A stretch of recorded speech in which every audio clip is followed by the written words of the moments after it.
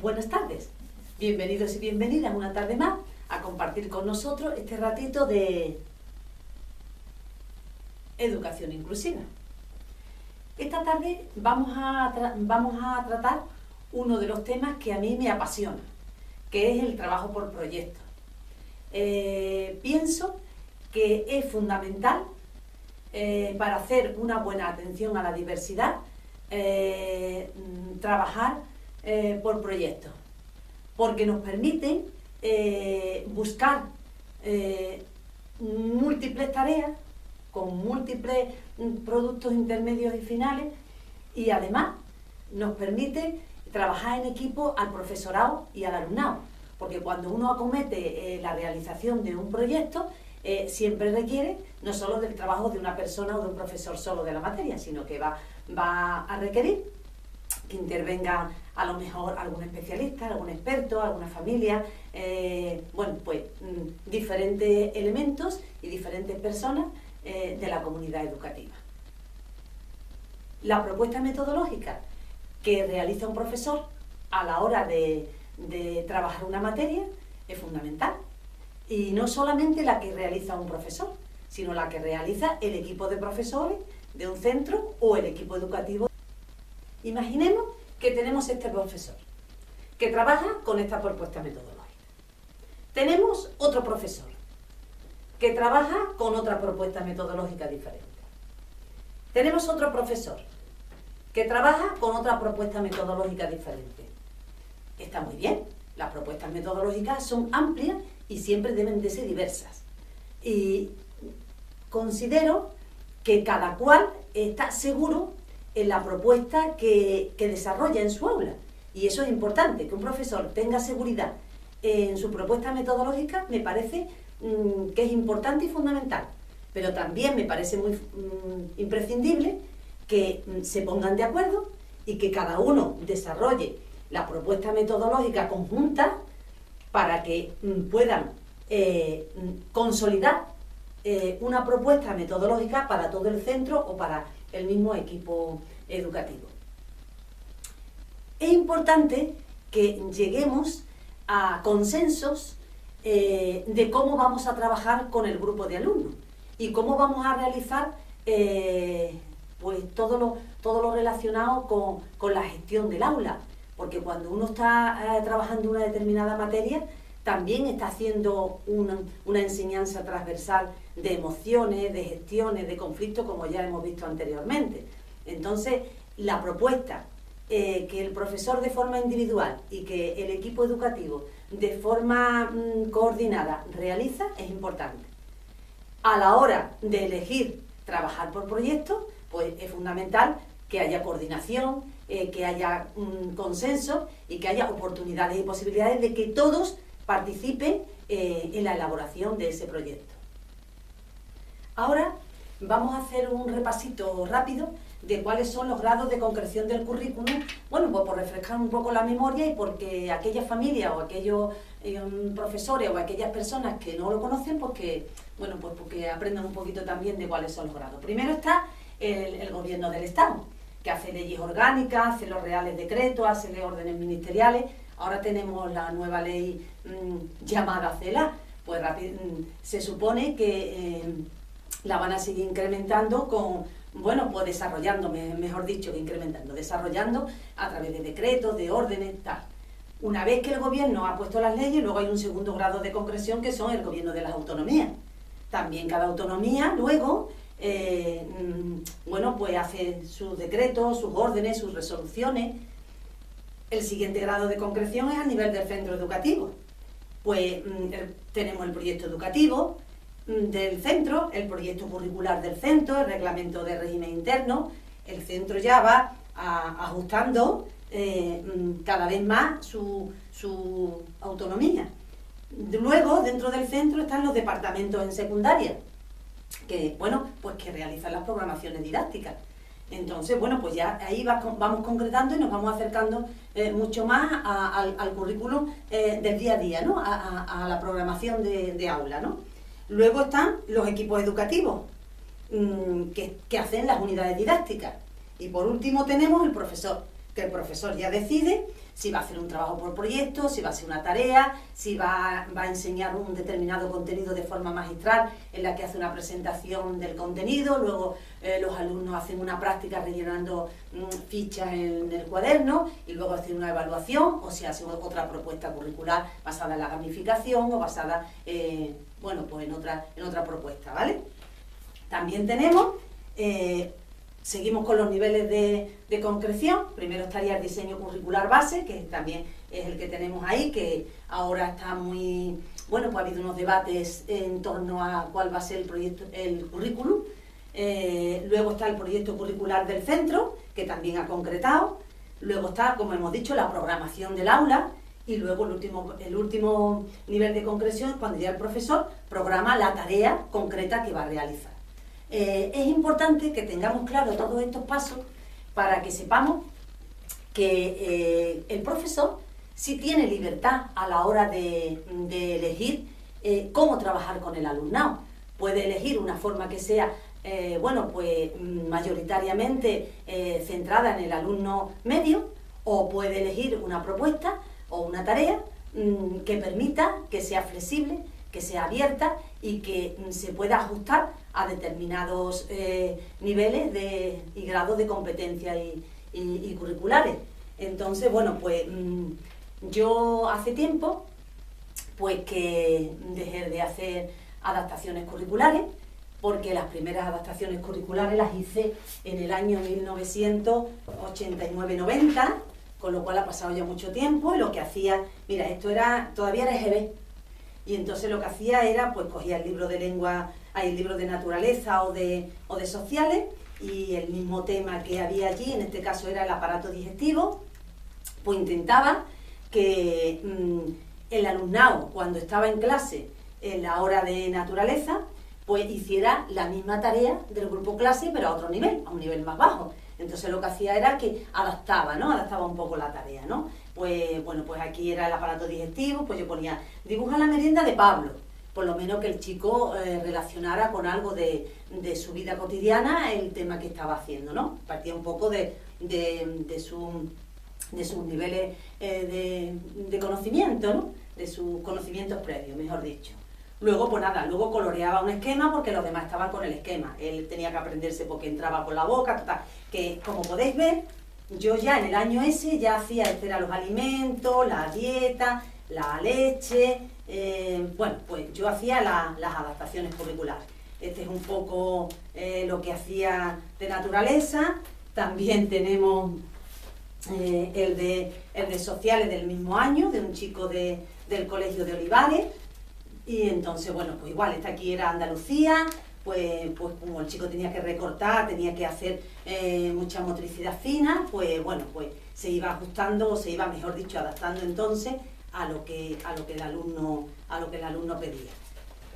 Con el paso del tiempo, pues esas adaptaciones también las fuimos realizando en el colegio de Lepanto, que fue donde estuve en primaria, y entonces este es el cuaderno de una de las chicas con síndrome de Down, del curso 85-86, de 2005-2006, perdón. Igual, pues teníamos el tema de los seres vivos, y entonces, bueno, pues ella iba haciendo, en este caso ya, se hacía alguna copia de algún libro, se hacía y se coloreaba. La idea era que ella también estuviera trabajando y aportando sus capacidades y lo que ella sabía hacer a través de, bueno, pues de su cuaderno, ¿no? Entonces, bueno, a partir de aquí, cuando llego al Instituto Ítaca, pues tengo la suerte de que allí ya no soy una profesora de integración, soy una profesora de inclusión, como ya os he comentado y ya sabéis todos y todas. Y entonces, bueno, pues allí se trabaja mayoritariamente por proyectos, ¿no? Entonces, claro, a la hora de trabajar por proyectos, para mí era muchísimo más cómodo y para el profesor también, porque desde que se planifica el proyecto, ya contamos con la diversidad que tenemos y sabemos el ajuste que tenemos que hacer, tanto por arriba como por abajo, para que todo el alumnado pueda desarrollar sus capacidades y competencias. De una forma gráfica podemos decir que hay como 3 grados de ajuste de la tarea, ¿no? La primera sería que el alumnado de toda la clase hace la misma tarea. Supongamos que el alumnado está trabajando, ¿qué te digo yo? Pues las fracciones, ¿no? Y entonces el profesor pone un vídeo. Y bueno, pues el alumnado de necesidad educativa diversa, tenga el nivel que tenga, también ve el vídeo. Y luego si están trabajando las fracciones con regletas, pues también puede manejar regletas. Con lo cual esa sería la misma tarea de clase. Luego a lo mejor vendría un siguiente nivel ya que sería más ajustado, sería la tarea de clase ajustada. Pues cuando esos chicos lleguen a trabajar con la regleta, el máximo común divisor y el mínimo común múltiplo, pues como el chico con necesidad educativa diversa no está trabajando ese contenido ni lo va a hacer, pues entonces ellos pueden estar manipulando regletas, trabajando los contenidos que ellos tienen que trabajar, pues pueden ser descomposición de números, o puede ser una suma, o pueden ser otros contenidos que ellos tengan, ¿vale? Y luego el siguiente y último nivel sería la tarea ajustada. La tarea ajustada es cuando ya en clase están trabajando una tarea que es imposible por el nivel de dificultad que entraña o por el nivel de complejidad o de abstracción, y entonces el chico no puede hacer la misma tarea de la clase. Entonces hay que ajustarle lo más, ¿cómo diría yo? Lo más concreto posible, algo que él pueda hacer, pero que bueno, que posiblemente no esté relacionado en ese momento con lo que está haciendo el grupo clase. Luego, también es muy importante a la hora de hacer unas tareas que sean pues abiertas, flexibles, que estén contextualizadas. Si trabajamos tareas partiendo desde lo cotidiano, desde lo que yo sé, desde lo que yo tengo, y para qué la hago, y para qué la aprendo y cómo la puedo utilizar fuera del colegio, mejor. Entonces, bueno, pues si tú estás trabajando, pues no sé, el tanto por ciento, ¿no? Que es una de las cosas que se trabaja en secundaria y imagino que en primaria también. Bueno, pues el chico, eso del tanto por ciento es difícil ese contenido, ¿no? Pero sí es verdad que ellos van de rebaja, y sí es verdad que hay etiquetas, y sí es verdad que ven por todos los sitios las etiquetas, con lo cual el concepto de tanto por ciento asociado a rebaja, pues igual es un concepto que ellos pueden aprender. Las tareas contextualizadas son muy importantes porque se sitúan en un tiempo y en un espacio concreto. Tienen un vínculo emocional con el alumno y con su aprendizaje. Conectan con sus intereses y con la vida cotidiana. Parten de situaciones y hechos reales y tienen sentido para el alumno. Producen aprendizajes significativos y funcionales. Tienen una finalidad. Fomentan la creatividad, la toma de decisiones, la autonomía. El alumnado construye su propio aprendizaje. Se utilizan materiales diversos, manipulativos, que sean gráficos, electrónicos, todos los materiales a su alcance. Y el alumnado va valorando y evaluando su proceso de aprendizaje. Él sabe si está aprendiendo o no, si le va a valer en su vida cotidiana cuando vaya con su madre a comprar en la rebaja, si esa prenda que pone 10% está muy rebajada o otra que tiene el 30% está más rebajada, aunque no sepa exactamente en qué consiste el tanto por ciento o cómo calcular. En el trabajo por proyecto también es muy importante que se tengan en cuenta los múltiples productos intermedios y los productos finales que va a realizar el alumnado. Cuando empezábamos nosotros en el instituto a trabajar por proyectos, la mayoría de los productos finales que había era hacer una presentación en Prezi. Y entonces, bueno, pues normalmente el profesorado decía, pues el Prezi tiene que tener tantas diapositivas, tiene que tener esto, lo otro. Y entonces nos fuimos dando cuenta de que, bueno, estaba bien que el producto final fuera una presentación, pero perdíamos un poco la creatividad.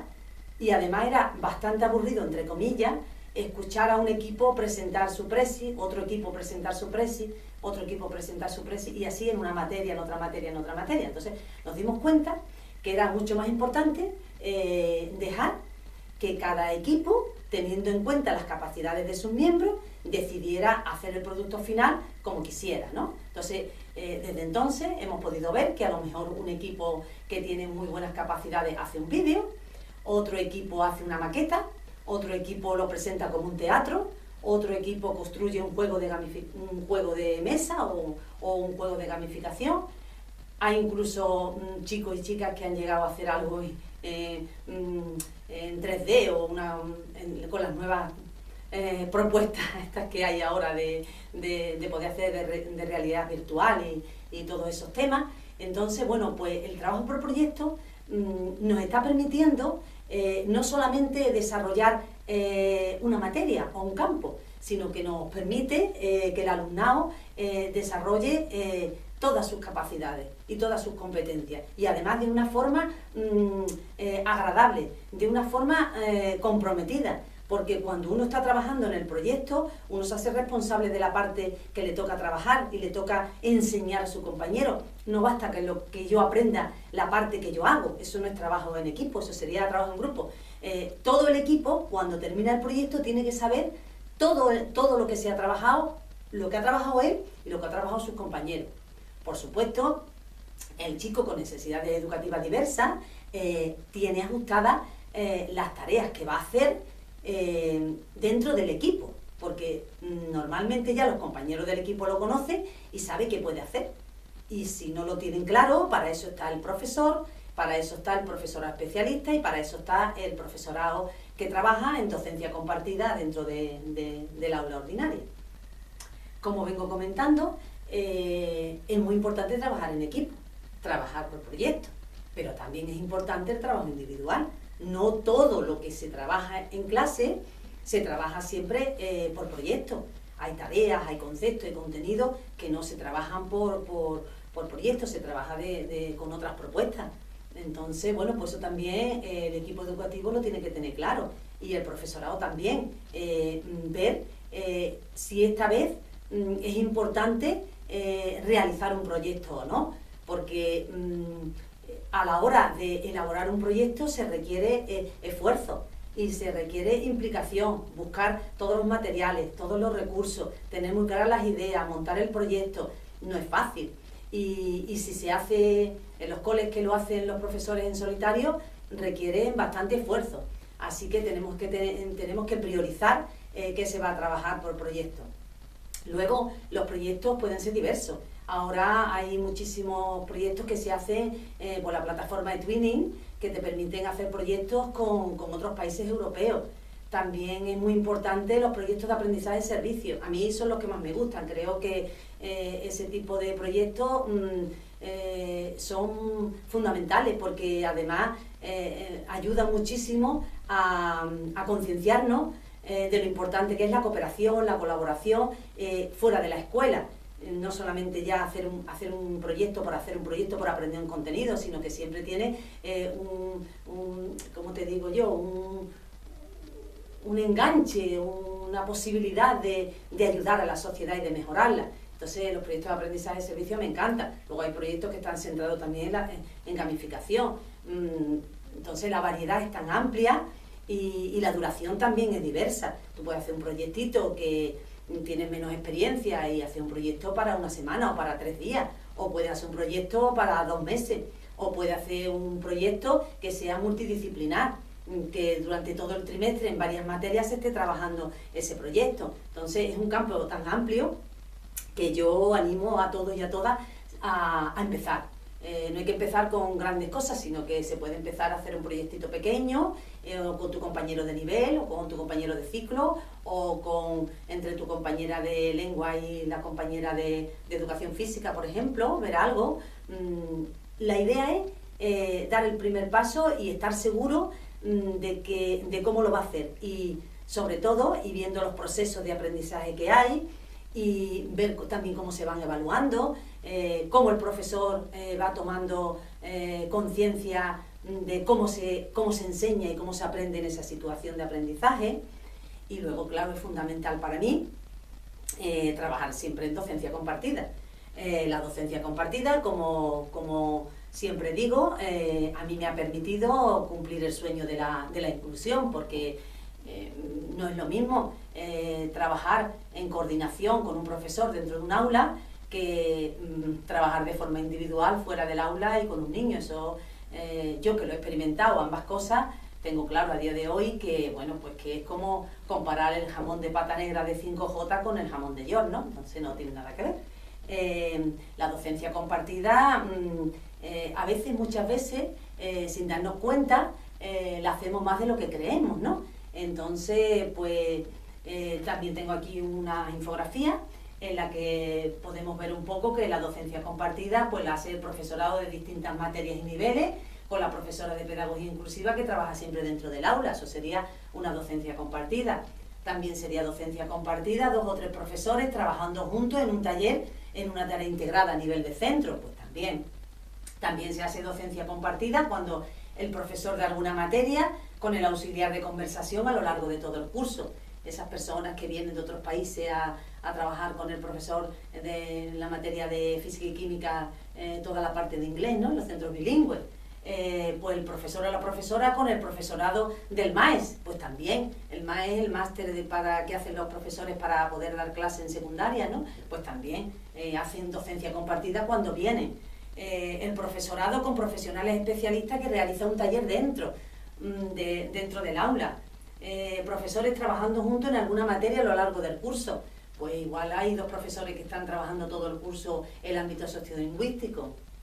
Luego también hay profesores compartiendo docencia con profesores de la universidad. Hacen proyectos conjuntos y trabajan temas conjuntos. También se hace docencia compartida pues cuando hacen proyectos concretos. Pues cuando hace un proyecto un profesorado de primaria con el profesorado de secundaria. Varios profesores de varios centros que también hacen docencia compartiendo tareas en momentos concretos, ¿no? También pues el profesor con alumnos enseñando los dos conjuntamente.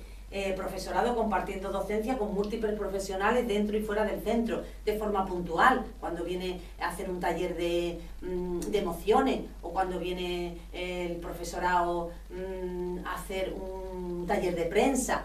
Todo eso se está compartiendo docencia. Muchas veces no somos conscientes de que hacemos docencia compartida.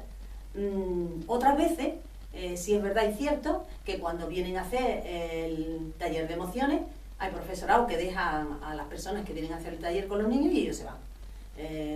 Yo creo que eso no es lo habitual, pero bueno, vamos a ponerlo como una excepción que tiene toda regla tiene la suya, ¿no? Por tanto, la docencia compartida, pues otro de los elementos y otro de los pilares fundamentales que me parece que ayudan a que el profesorado vaya formando un gran puzzle, que se vayan juntando unos con otros y que vayan intentando construir una escuela que cada vez sea más cooperativa, más diversa, más inclusiva y más equitativa. Y animaros a que empecéis a dar pasitos, que no os quedáis solamente, que perdáis el miedo, que salgáis de la zona de confort, sino que digáis, mira, qué bien, pues yo este año voy a empezar a hacer un proyectito sobre las palomas, voy a hacer 2 estrategias de aprendizaje cooperativo, voy a empezar también a, bueno, pues a hacer un poquito, voy a dejar que el compañero de inglés que esta hora la tiene, no tiene docencia, se venga un poco a mi clase y me ayude en una tareita concreta de inglés. Que perdamos el miedo a compartir clase. Bueno, solo me resta una vez más daros las gracias por vuestra atención y bueno, espero que hayamos tenido un ratito divertido o cómplice entre tú y yo y nada, os espero en el próximo capítulo, que también os prometo que puede ser interesante. Gracias y adiós.